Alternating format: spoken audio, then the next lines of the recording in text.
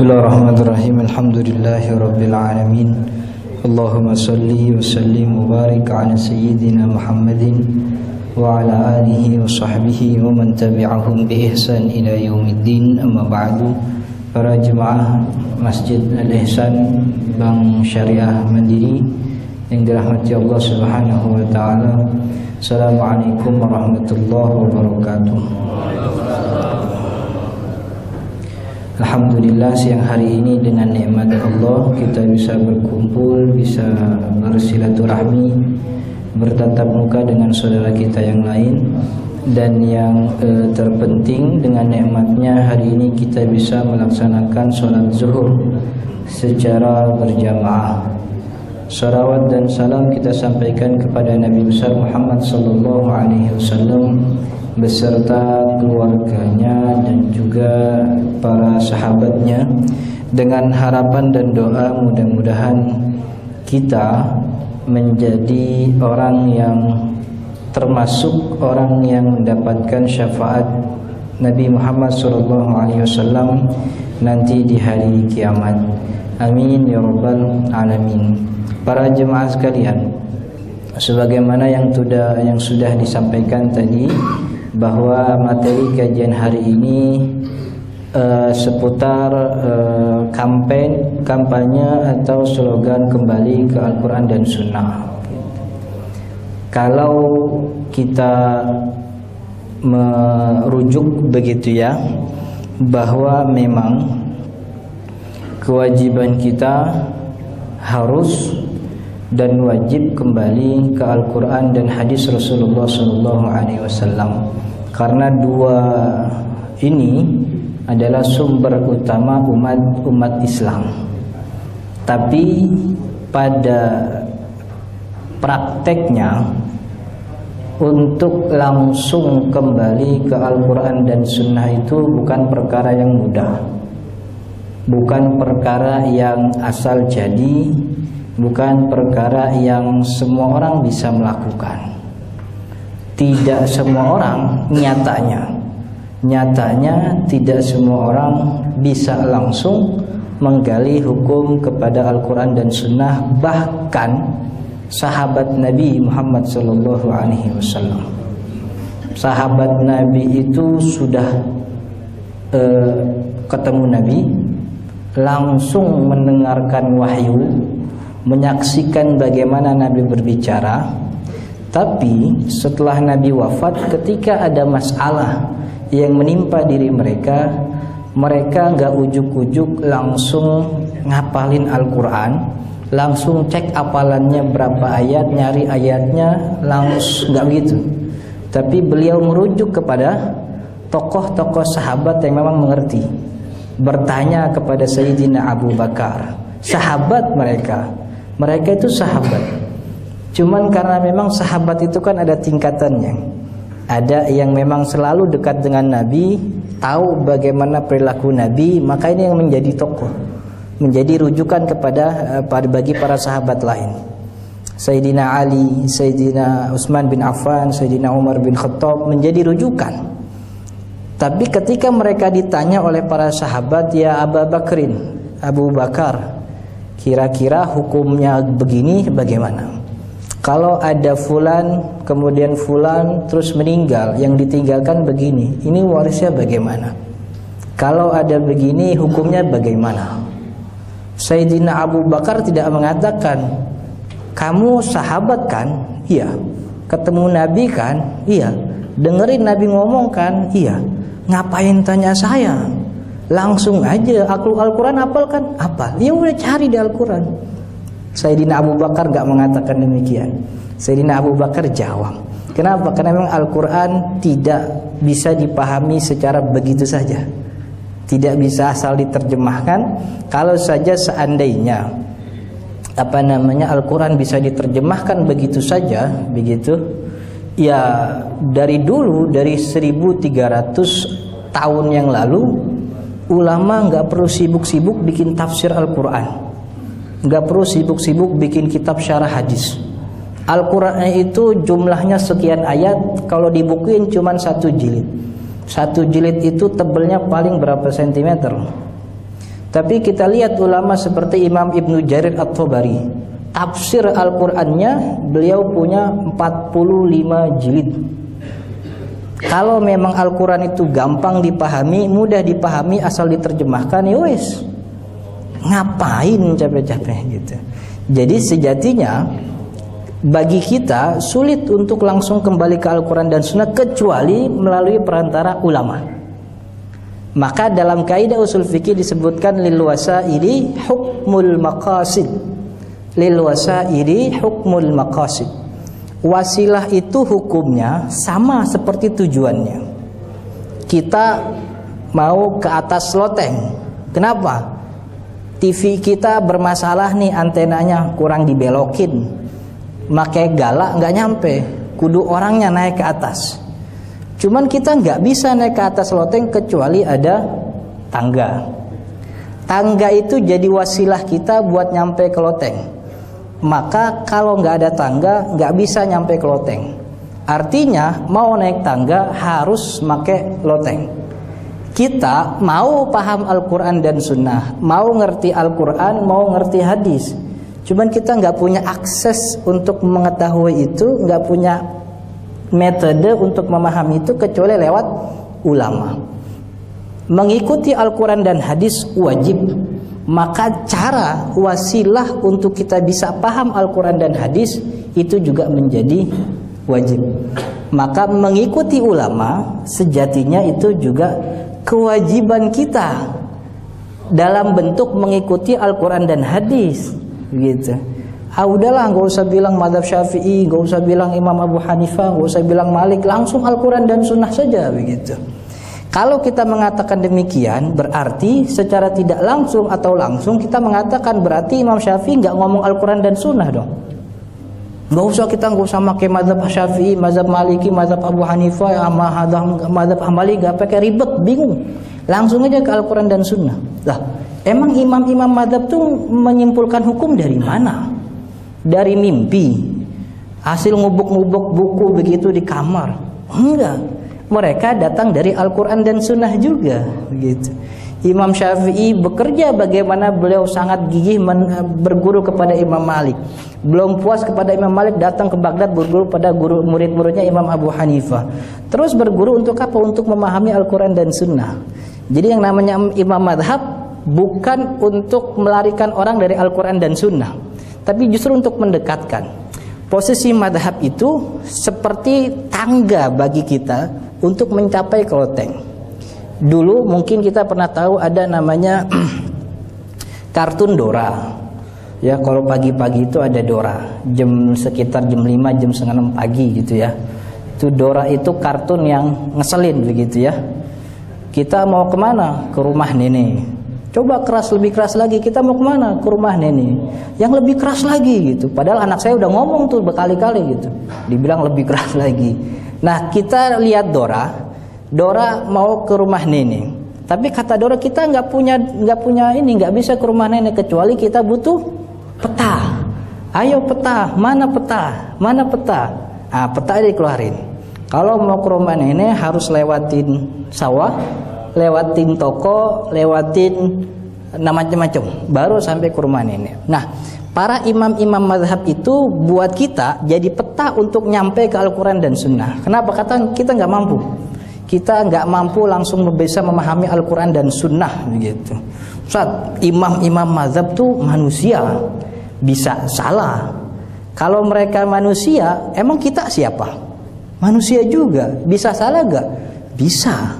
Mana kemungkinan yang salah lebih besar, kita yang hidup di zaman 2000 sekian sama beliau yang hidup di zaman ratusan Hijriah, yang jarak ke Nabi itu cuma 3 angkatan. Nabi, sahabat, tabi'in, tabi'ut tabi'in, para imam mazhab. Kita ini nyampenya mana? Jauh angkatannya. Kalau mereka saja bisa salah, apalagi kita, begitu. Ya, jadi seakan-akan, nggak usah, mereka nih nggak dari Al-Quran dan Sunnah, kita langsung aja kembali ke Al-Quran dan Sunnah. Iya, tapi bisa apa enggak?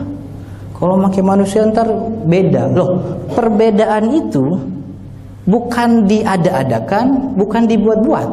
Tapi perbedaan dalam syariat ini memang ada, nyata, nggak diada-adain, Nggak usah jauh-jauh, kita buka Al-Quran, ayat pertama tuh udah langsung ketemu ribut. Bismillahirrahmanirrahim. Itu surat, itu ayat bagian dari Al-Fatihah apa bukan?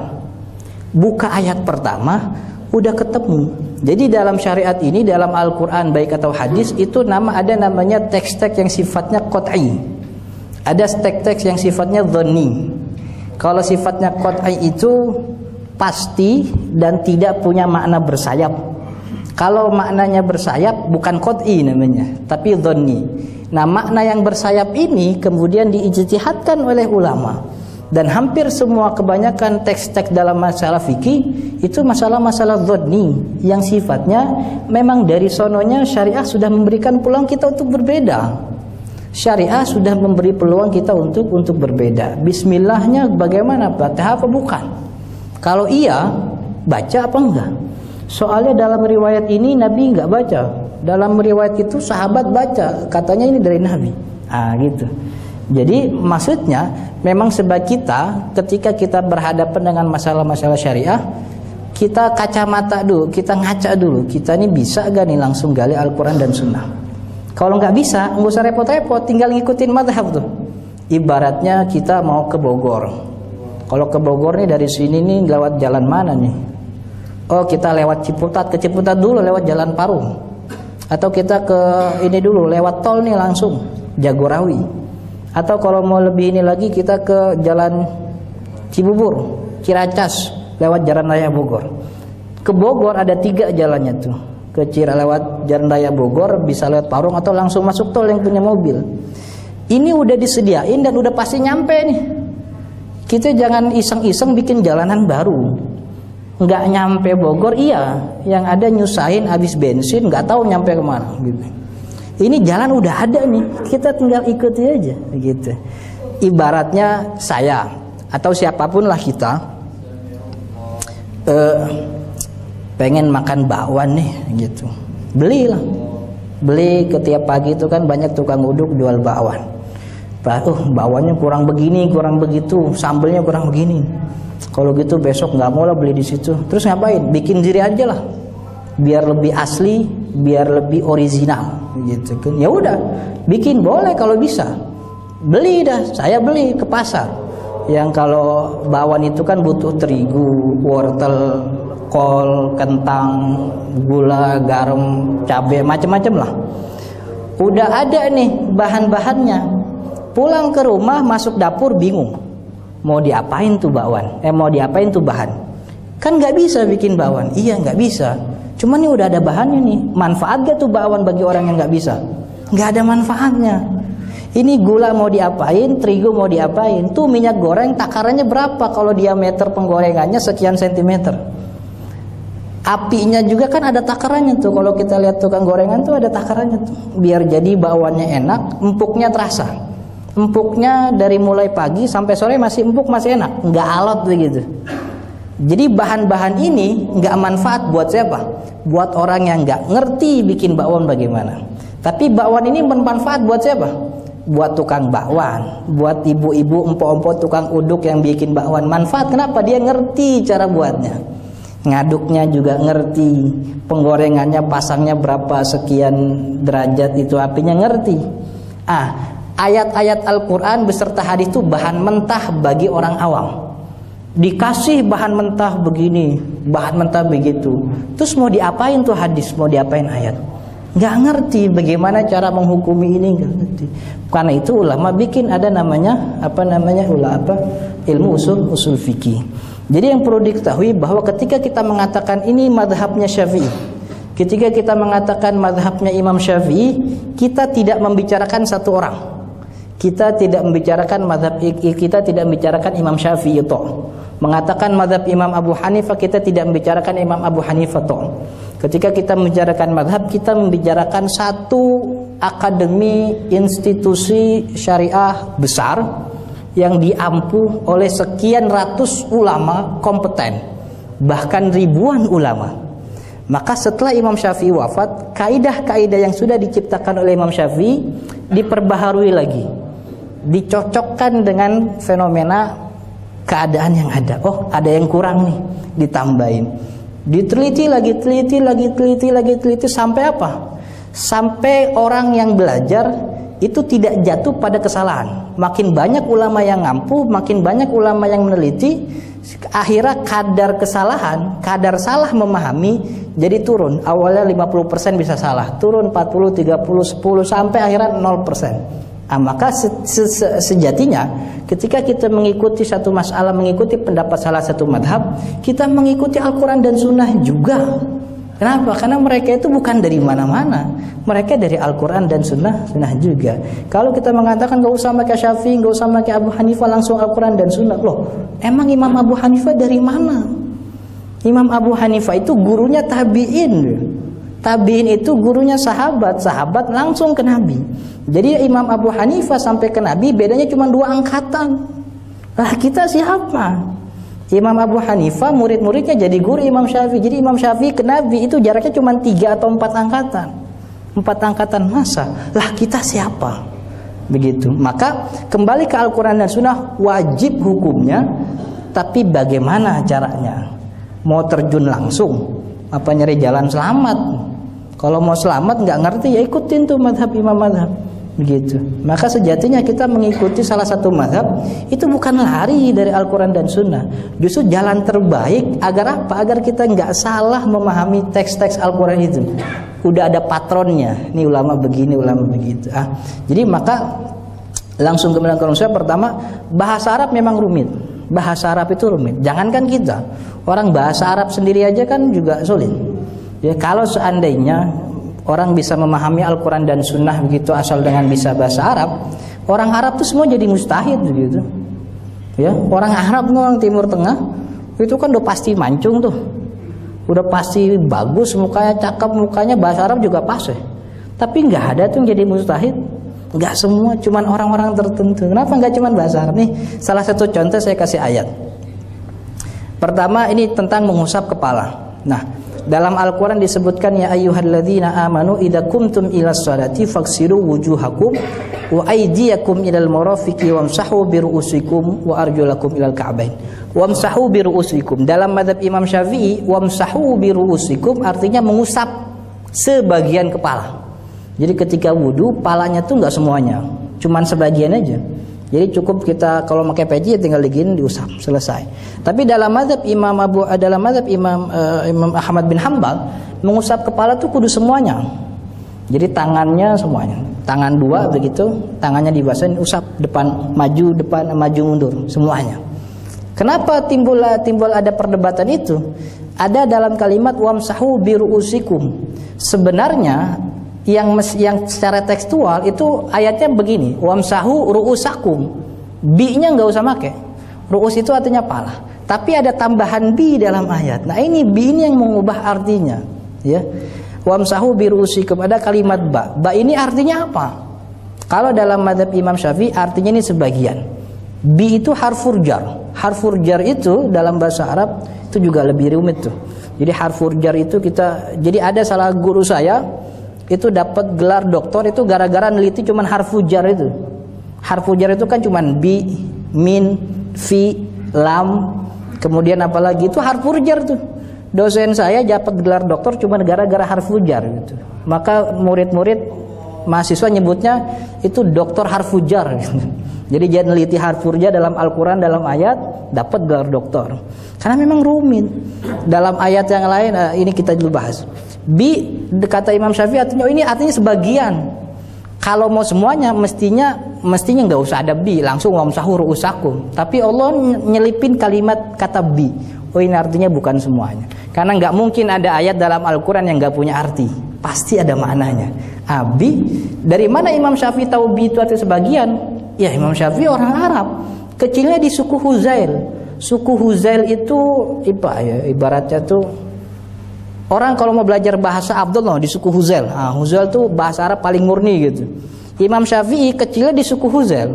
Tahu dia tentang tata bahasa Arab tuh kayak gimana. Bi artinya sebagian gitu.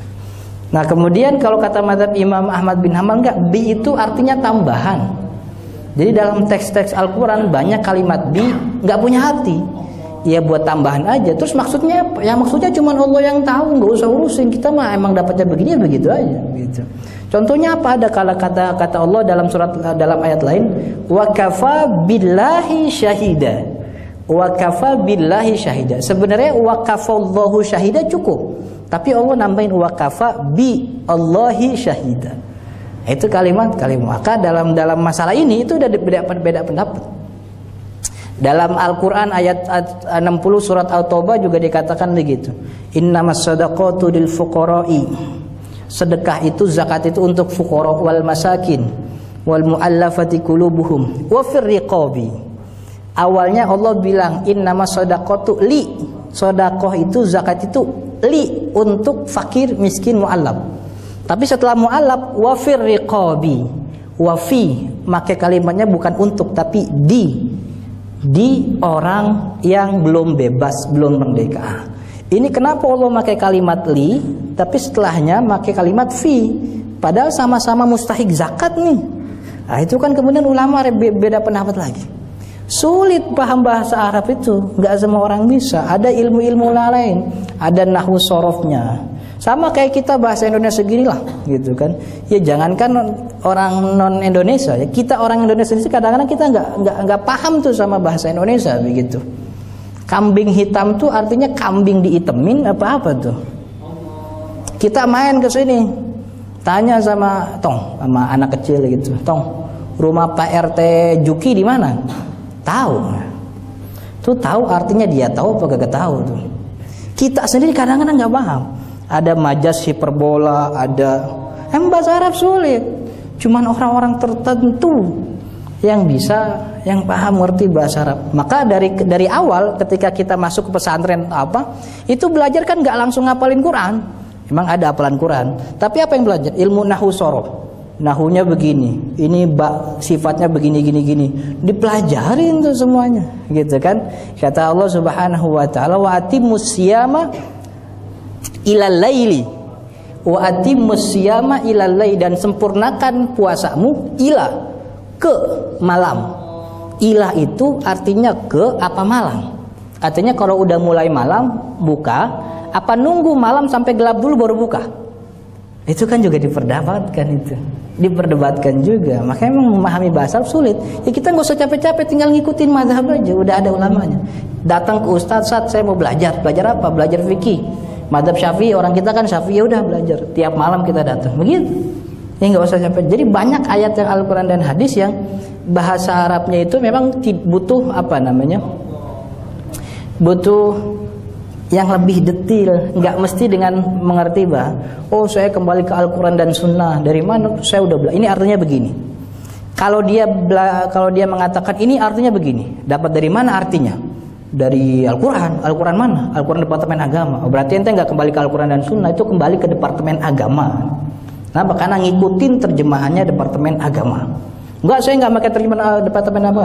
Terjemahan penerbit fulan. Berarti ente nggak ngikutin Al-Quran dan Sunnah. Ente ngikutin penerjemah fulan. Nah, itu. Begitu. Nah, itu memang agak rumit. Banyak contoh-contohnya ya. Kemudian juga ada perbendaharaan ayat dan hadis. Artinya seseorang yang menghukumi suatu hukum itu butuh banyak perbendaharaan ayat dan hadis. Karena kita tahu ketika ulama menghukumi suatu hukum, di atas mejanya itu nggak cuma 1-2 hadis, tapi banyak ribuan ayat, bahkan ratusan atau ribuan hadis yang berkaitan begitu ya. Yang berkaitan. Ya banyaklah contohnya ketika kemarin Idul Adha. Kata Nabi Muhammad SAW, "Man duha minkum fala yabitanna fi baitihi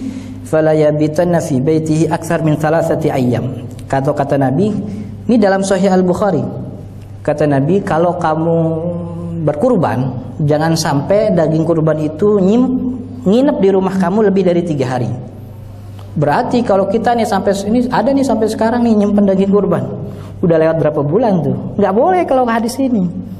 Bini saya juga nyimpen sampai sekarang tuh daging kurban di frozen, saking kebanyakan dapatnya. Jadi kalau lewat hadis ini haram. Oh enggak, nyatanya hadis ini bukan hadis ini memang ada, tapi kandungan hukumnya sudah dimansuh, sudah dihapus. Ada hadis yang lain dalam kitab Sahih Al-Bukhari juga, dalam kitab Sahih Muslim dikatakan begitu. Wa kana al-amul muqbil, tahun kemarin tuh kenapa saya larang? Karena ada saudara-saudara kamu yang lagi pacaklik. Kalau kamu nyimpen daging kelamaan kasihan. Nah, itu jadi larangannya dihapus. Atau ada dalam Al-Quran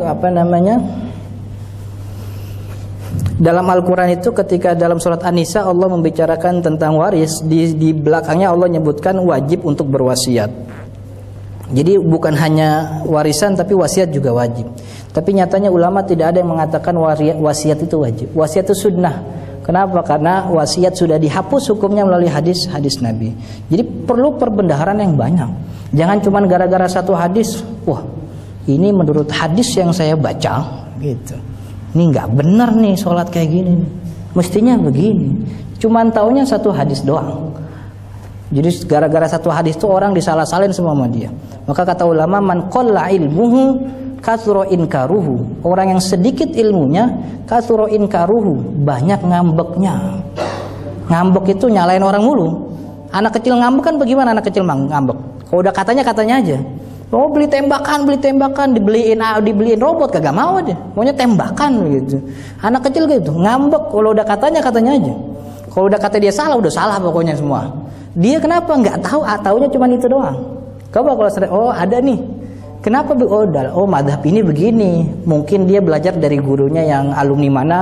Emang kalau nyentuh perempuan mah nggak batal wudunya. Kalau kita batal, nggak apa-apa lah itu mah. Itu masalah biasa itu. Jadi lebih bijak. Nah, banyak ilmu pendukung, ada nasih mansuh, ada am khos, ada mutlak muqayyad begitu ya. Ada mutlak muqayyad dalam hadis Al-Bukhari disebutkan yu'adzabul mar'u bi bukai ahlihi alaihi.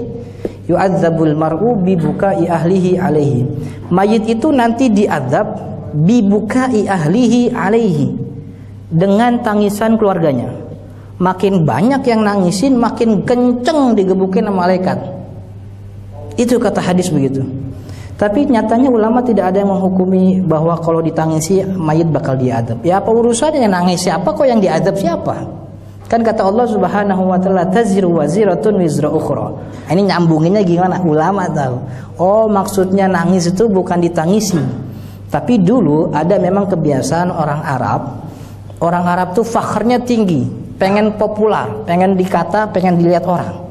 Jadi orang udah tua masih manggil-manggil orang buat apa? Buat dibayar. Bayar buat apa? Ntar kalau aneh ninggal, tangisin aneh ya. Nih buat ente. Itu kebiasaan zaman dulu gitu. Maka kata Nabi, yu'adzabul mar'u bi bukai ahli. Kalau ada orang yang beneran bayar orang lain, bayar keluarganya buat nangis, diazab tuh orang gara-gara dia tangisi. Tangisi karena ada bayar gitu. Oh begitu maksudnya. Ada mutlak, ada muqayyad, macam-macam, ada am, ada khos begitu. Banyaklah ayat hadisnya. Kata Allah Subhanahu wa taala, walladzina yutawaffawna minkum wa yadharuna azwaja yatarabbasna bi anfusihinna arba'ata ashhurin wa ashra. Perempuan yang ditinggal mati sama suaminya iddahnya 4 bulan 10 hari. Enggak make iddah suci apa enggak suci, tapi iddahnya 4 bulan 10 hari. Gitu. Kalau yang kalau yang lagi hamil kemudian diceraiin, wa ulatul ahmali ajaluhunna ayyadhana hamlahun. Iddahnya sampai kapan? Iddahnya sampai dia melahirkan. Ustaz, ini ada orang hamil ditinggal mati sama suaminya. Iddahnya tuh yang mana? Iddahnya sampai hamil apa iddahnya 4 bulan 10 hari? Wah, bingung tuh. Nggak ada ayatnya tuh kayak gitu, nggak ada hadisnya. Terus gimana dong? Ya udahlah, sekarang sampai lahir dulu, ntar sampai lahir nama 4 bulan 10 hari gitu. Siapa yang bilang tuh gitu? Ini yang gak usah capek-capek, ini udah ada ilmunya. Oh, ayat ini umum. Yang khusus mana? Yang khusus tuh tentang tentang yang hamil. Maka yang hamil itu dibawa pembahasannya kepada yang meninggal, dibawa pembahasannya kepada yang hamil. Artinya walaupun dia meninggal suaminya umur 9 bulan terus lahir, iddahnya gak usah 4 bulan ngikutin yang lahir. Kenapa udah dibawa? Jadi ilmunya banyak, ilmu pendukung untuk memahami Al-Quran dan hadis itu banyak begitu ya. Jangankan kita, istri-istri Nabi juga pernah keliru. Saya dulu pernah cerita apa belum di sini? Istrinya Nabi juga pernah keliru. istri Nabi, serumah sama Nabi, dengerin Nabi ngomong tiap hari, masih keder paham sama perkataan Nabi. Istri Nabi ngumpul, kata para istri, ya Rasulullah, man minna aqdamuna ilhaqan bika ba'da wafatika.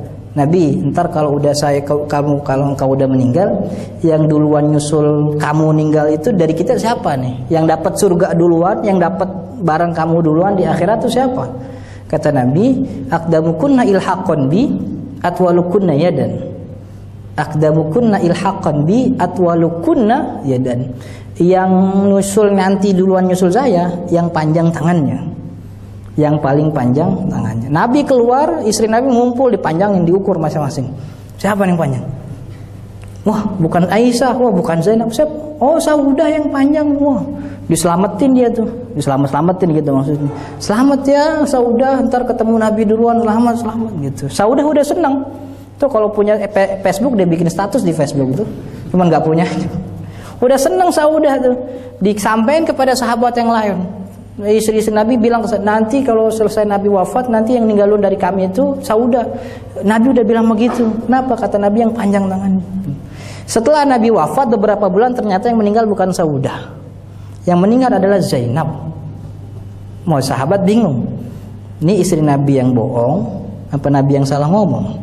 Apaan yang kagak denger gitu? Masa Nabi bohong sih? Enggak, Nabi kemarin ngomong begitu kok bener. Bener, sumpah ngomong gitu. Iya, masa Nabi bohong? Oh, kenapa Zainab meninggal duluan?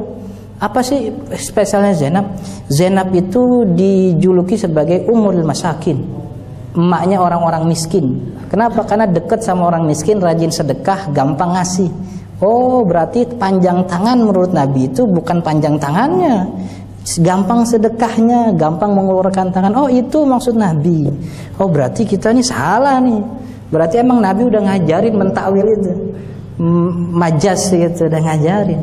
Nabi juga bilang, innal muadzinina kanu atwalin nasi unuqan yaumal qiyamah. Ya. Muazin itu yang panjang lehernya nanti di hari kiamat. Loh, muazin itu kan banyak amalnya, manggil orang sholat itu kan amalnya gede. Kok nanti di hari kiamat lehernya panjang? Buruk rupa dong. Kan katanya amal baiknya banyak ya, nanti di akhirat dibangkitkan dengan sebaik rupa. Nih hadis nabinya keliru nih. Bukan hadis nabinya yang keliru, kitanya yang kagak paham. Maksudnya apa? Maksudnya nanti ketika manusia dikumpulkan di padang mahsyar, itu orang kehausan, kepanasan, panik, gelisah, takut mau diadili. Saking panasnya dalam beberapa riwayat mereka mandi dengan air keringatnya. Tapi itu nggak bakal terjadi bagi para muazzin. Kenapa? Lehernya panjang. Leher panjang bukan lehernya panjang, dia punya perbendaharaan air banyak dalam tubuhnya. Orang pada kepanasan dia mah nyantai ya, adem. Amalnya udah menyelamatkan dia gitu. Oh, maksudnya bukan leher panjang. Iya, leher panjang kan kok berarti lehernya panjang tuh airnya banyak di dalam tuh. Oh, begitu maksudnya. Oh iya. Itu dia. Ya, jangankan kita, orang Arab juga kadang-kadang terjebak dengan pemahaman itu. Dengan yang tidak banyak beberapa teks yang tidak memahami, maka kita jauh lebih lagi begitu kan. Orang Arab aja gak paham, apalagi orang Mampang kan gitu.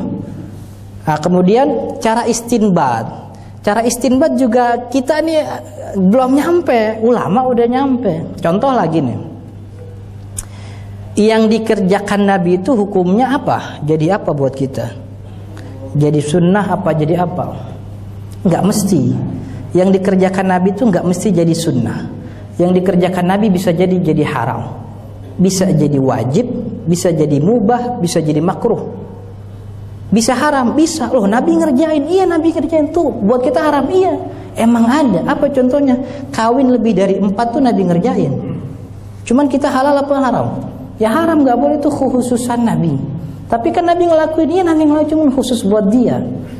Artinya sunnah secara bahasa. Secara bahasa sunnah itu ada manusia ila rasul yang dinisbatkan kepada Nabi.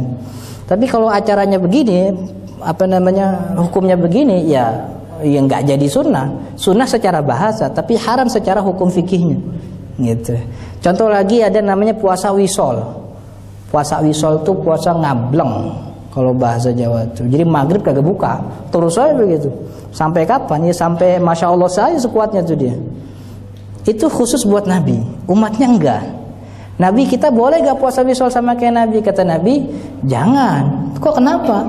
At'amani Rabbi wa saqani. Kalau saya mah yang ngasih makan Allah, yang ngasih minum Allah, nggak bakal kelaparan, nggak bakal kehausan. Kalau ente mah puasa sampai maghrib aja, sampai maghrib juga banyak yang ngintip, banyak yang buka duluan kan gitu, sampai maghrib aja. Puasa wisol, Nabi ngerjain sunnah nggak? Sunnah secara bahasa, tapi hukumnya haram. Atau bisa jadi wajib nih, hukumnya wajib. Contoh lah, salah satu contoh dalam mazhab Imam Abu Hanifah, sholat qashar itu hukumnya wajib. Qashar hukumnya wajib bagi musafir. Dalam mazhab Syafi'i kan kalau kita musafir qashar boleh, cuman nggak wajib. Artinya kita boleh sempurna 4 rakaat, boleh 2 juga. Tinggal pilih dah mau yang mana enaknya begitu. Kata Imam Abu Hanifah nggak kudu 2, harus 2. Kalau sholatnya nggak 2 nggak sah. Kalau sholatnya 4 rakaat dosa nggak sah. Kok begitu Imam Abu Hanifah? Imam Abu Hanifah iya. Karena sepanjang hayat Nabi kalau musafir nggak pernah sholat 4 rakaat, pasti selalu 2 rakaat terus. Karena Nabi nggak pernah ninggalin dalam mazhab Imam Abu Hanifah. Oh ini berarti wajib. Contoh lagi khutbah Jumat. Khutbah Jumat itu khutbah kedua biasanya ada Allahumma ighfir lil mu'minina wal mu'minat wal muslimin, ada doa untuk orang mukmin mukminat. Kalau kita cari teksnya, ada hadis gak yang bilang kalau kamu jadi khotib baca doa buat mukmin mukminat? Gak ada. Ayatnya ada kan? Gak ada juga. Tapi kok jadi wajib sih? Karena Nabi selalu melakukan. Nabi selalu melakukan, kata ulama, karena Nabi tidak pernah meninggalkan, ya berarti hukumnya wajib. Atau Nabi mengerjakan bisa jadi hukumnya boleh, nggak sunnah, nggak makruh, tapi boleh. Boleh. Apa contohnya? Gendong bayi pas lagi sholat. Gendong orok bayi boleh gak lagi sholat? Boleh. Kenapa? Karena Nabi pernah melakukan. Kan Nabi pernah melakukan, kok nggak jadi sunnah? Ya enggak. Itu bukti bahwa setiap yang dikerjakan Nabi nggak melulu jadi sunnah. Bisa jadi haram, bisa jadi sunnah, bisa jadi mubah. Kok kenapa jadi mubah sih? Sholat itu aturannya sudah ada pakemnya, gerakannya ada rukunnya. Yang melanggar itu batal sholatnya. Tapi dikecualikan kalau gendong bayi. Kenapa Nabi pernah melakukan? Itu cuma sekali-kalinya Nabi melakukan. Nabi mengerjakan sesuatu di luar pakem sholat. Karena dia Nabi, penentu syariat, ia menjadi boleh. Artinya gendong bayi boleh, tapi bukan sunnah. Jangan mentang-mentang Nabi gendong bayi lagi sholat, gitu kemana-mana bawa bayi sholat. Kok bawa bayi? Nggak tahu sunnah Nabi nih orang. Nabi itu sholat gendong bayi. Umamah anaknya Zainab itu digendong sama bayi, digendong sama Nabi sholat. Bahkannya baca hadis dong. Padahal dia yang keder kan gitu. Atau bisa jadi yang Nabi lakukan jadi makruh. Nabi lakukan jadi makruh, contohnya ternyata minum berdiri itu Nabi pernah melakukan. Nabi melakukan tapi minum berdiri nggak jadi sunnah, makruh malah. Kenapa? Karena sebelumnya Nabi pernah larang. Kata Nabi, la yashrabanna ahadukum qa'ima. Jangan minum berdiri, jangan, nggak boleh. Kalau minum aja nggak boleh, apalagi makan, kan lebih gede. Tapi ketika haji wada, ada sahabat Nabi yang mengatakan, saqaitu ma'azam zamili Rasulillah fasyaribahu qa'ima. Aku menuangkan air zam-zam buat Nabi, fasyaribahu qa'ima. Nabi minumnya berdiri. Oh, berarti larangan yang tadi itu di levelnya turun menjadi makruh. Awalnya haram menjadi makruh. Kenapa? Nabi pernah melakukan. Gitu. Artinya minum berdiri boleh gak? Boleh, cuman jangan sering-sering. Ini makruh begitu ya. Kadang-kadang kan kita begitu, nyewa gedung mahal begitu kan, dekorasinya mantep, nyewa bangku aja nggak bisa. Ada tuh gitu. Gedungnya mewah, bangkunya kagak ada. Cuman piring aja tuh. Akhirnya orang pada jadi kuda gitu. Itu makruh. Atau contoh lagi, mandi sisa air istri kita, mandi janabah sisa air istri itu makruh hukumnya. Tapi Nabi pernah melakukan. Sisa bukan bekas. Kalau bekas tuh istri kita mandi bawahnya taruh ember. Nah, itu bekas tuh. Kalau bekas mustamal nggak boleh. Tapi ini sisa. Ini ada bak, air istri kita mandi. Nah, itu sisanya tuh. Kata Nabi, jangan mandi dari sisa. Tapi kemudian Nabi melakukan itu. Kata Sayyidah Aisyah, Nabi pernah mandi loh dari sisa mandi saya. Oh, berarti ini hukumnya makruh. Sebaiknya gimana ya? Sebaiknya jangan mandi dari sisa. Kalau mau pakai air yang baru dibanyakin lagi. Atau kalau bisa berdua aja, mandi berdua gitu. Biar romantis. Kalau WC-nya muat. Kalau WC 1x1 nggak mandi tuh, junub lagi. WC 1 kali 1. Kan begitu di Jakarta tuh, saking sempitnya nih orang nggak punya WC. WC mah gampang, 1 kali 1 bisa, 1 meter WC bisa Jakarta. Nah, itu dia, cara istinbat sulit. Cuman yang mampu aja, ulama-ulama kita mampu. Nah ini, fas'alu ahla dzikri in kuntum la ta'lamun. Kita nggak tahu, kita nggak ngerti, ya tanya sama yang ngerti. Mau bikin bakwan, tanya sama tukang bakwan. Mau bikin tahu, tanya tukang tahu. Mau bikin mie ayam, tinggal nongkrongin aja mie ayam tuh gimana dibikinnya. Tahu kita mie ayam. Jadi kalau nggak tahu, jangan sok-sokan ke Al-Quran dan Sunnah. Ustaz, Al-Quran dan Sunnah wajib, emang wajib. Cuman caranya bagaimana nih? Apa kita langsung terjun langsung baca terjemahan gitu? Itu juga baca terjemahan udah nggak ngikutin Al-Quran dan Sunnah tuh. Itu. Kemudian ini awam ijma sahabat. Sahabat sudah mengijmakan kalau yang namanya kita nggak ngerti, ya, ngikut orang. Jangan berani-berani sendiri. Kalau semua jadi mustahid, ini yang kerja di BSM siapa ntar? Semua pada ke pesantren, pada ke fakultas syariah. Kenapa? Karena hukumnya wajib mempelajari dalil dan sebagainya. Enggak, kita mah nggak wajib tahu dalil. Dalil nggak manfaat buat kita. Kita taunya hukumnya apa? Sholat begini hukumnya apa? Oh boleh. Tuh yang kita butuh. Tapi dalilnya, ente nggak butuh dalil. Yang tahu dalil itu ulama, gitu. Ya kata Imam Syatibi dalam kitab Al-Waraqat, dalil bagi orang awam itu perkataannya ulama mustahid itu. Perkataan mustahid itu dalil bagi awam, sebagaimana ayat-ayat Allah itu dalil bagi mustahid, gitu. Guru saya pernah ngaji, pernah ngajar, kemudian ada orang nanya, "Ustaz, hukumnya begini ini ya?" Iya. Terus apa dalilnya? Dalilnya ada hadis Nabi begini gini. Gitu. Kemudian dia nggak puas, "Ustaz, itu statusnya apa?" Sahih. Terus kalau bisa saya mau perawinya, siapa perawinya gitu. Sanadnya siapa? Ustaz saya begini, sanadnya dari fulan bin fulan sampai ke Rasulullah. Disebutin semuanya. Udah puas Ustaz, alhamdulillah, makasih ya. Ente sebelum pergi sini dulu. Ente gak tahu gak tadi siapa yang ane sebutin? Itu kan sanad perawi hadis. Itu bapak saya, engkong saya, sampai itu bab teman-temannya. Terus Ustaz maksudnya, ya ente ngapain tahu dalil? Manfaat gak buat ente ini? Gak manfaat juga sih, orang saya butuh dalil. Kalau seandainya semua ibadah harus butuh dalil, sholat kita gak sah semua. Tahu gak tadi takbir dalilnya apa? Ruku dalilnya apa? Sujud dalilnya apa? Teksnya bagaimana? Perawinya siapa? Status hadisnya sahih apa enggak? Gak tahu kita. Yang kita tahu hukumnya. Yang namanya sholat mah kudu sujud, rukun, wajib. Habis rukun tahiyat, habis sujud tahiyat akhir itu rukun. Jadi yang bagi awam, kalau semua jadi mustahid, goncang nih dunia. Semua pada belajar syariah. Yang ngurusin jalanan siapa? Ntar tuh santri pada sakit, yang ngobatin siapa? Nggak ada dokter. Dokter pada jadi ulama juga gitu. Terus mau bikin bangunan nih, santri makin banyak begitu kan. Yang jadi insinyur siapa? Insinyur dia juga pada belajar nih, pada kagak mau jadi insinyur lagi katanya. Mau selamat dari akhirat.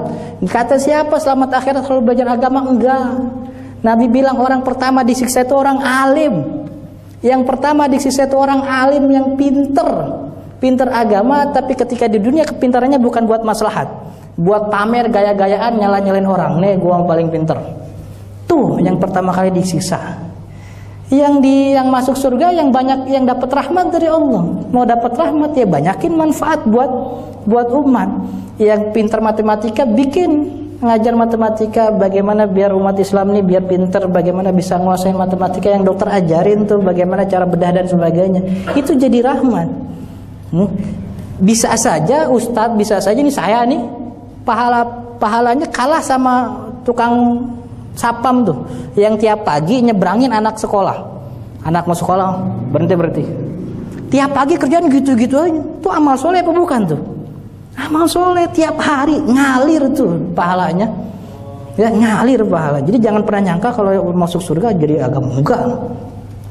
Kemudian taklid, mengikuti sama seperti mengikuti itu termasuk ittiba, artinya mengikuti Al-Quran dan Sunnah juga. Nah, dampaknya apa? Tadi kita mengatakan kalau kita terus-terusan melanggengkan slogan Al-Quran dan Sunnah, dampaknya pertama, kita bisa dusta atas nama Al-Quran. Bagaimana bisa dusta? Pertama kata Nabi, "Man kadzdzaba 'alayya muta'ammidan falyatabawwa maq'adahu minan nar." Siapa yang berbohong atas namaku, tempatnya di neraka.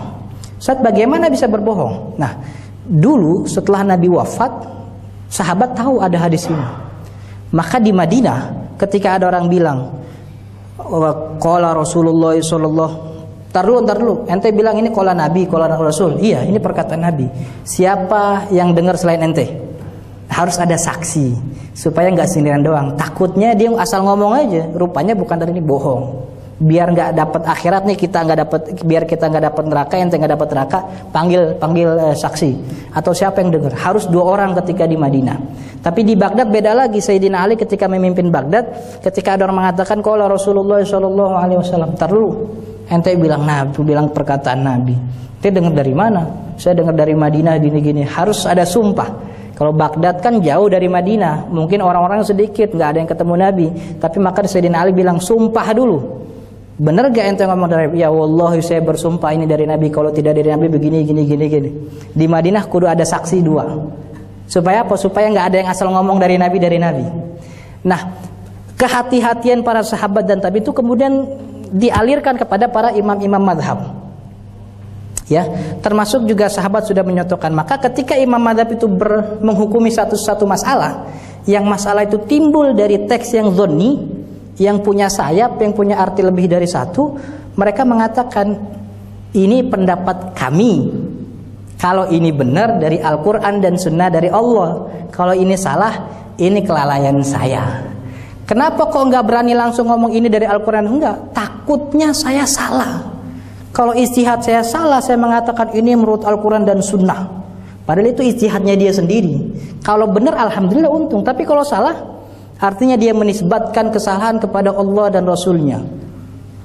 Tuh, dosanya segede apa tuh? Menisbatkan kesalahan kepada Allah dan Rasul. Ini kita sudah dapat contoh ya. Ini Sayyidina Umar membantah kesaksian wanita. Ini salah satu contoh bahwa Sayyidina Umar pernah menolak hadis. Ada Fatimah binti Qais datang ke Sayyidina Umar. Sayyidina Umar, ada perempuan yang datang, Sayyidina Umar, saya ditalak 3 kali sama suami saya. Terus saya gimana? Kamu tetap dapat nafkah, tetap dapat rumah, tetap tinggal. Fatimah binti Qais datang. Sayyidina Umar, salah ente. Kok salah? Saya nih dulu pernah ditalak 3 kali, datang ke Nabi. Terus apa kata Nabi? Saya ditalak 3 kali, saya nggak dapat apa-apa. Ya udah ditalak aja begitu. Terus kata Sayyidina Umar, la nada'u kitab rabbina wa sunnati nabiyina. Kami tidak meninggalkan Al-Quran dan Sunnah hanya karena perkataan seorang wanita yang kita tidak tahu dia bisa benar atau dia sendiri doang. Coba kalau datangin saksi diterima sama Sayyidina Umar, tapi kayaknya enggak. Ya udah berarti kalau talak 3 sama seperti talak 1, 2 ya sama, tetap dapat nafkah, tetap dapat rumah sampai masa iddahnya, tempat dapat tinggal gitu. Padahal Fatimah bintu Qais sudah bersaksi, saya nih kemarin gitu. Tapi nggak ada saksinya, nggak ada yang nemenin sendiri. Sayyidina Umar menolak. Kenapa? Takut menisbatkan ini kepada Al-Quran dan ternyata ini salah begitu. Ini saya semua Abu Bakar serta Ibnu Mas'ud serta sahabat yang lain telah berkata dalam setiap fatwa yang mereka istihadkan, ini adalah pendapatku. Kalau ini benar maka itu dari Allah, kalau ini salah maka ini dari aku sendiri, dari setan. Dan Allah serta Rasulullah terbebas dari istihad. Begitu. Kata Imam Syafi'i, mengusap kepala itu cukup sebagian saja. Ini pendapat siapa? Ini pendapatku. Dalilnya ini gitu. Imam Syafi'i nggak ngomong ini dari Al-Quran dan Sunnah.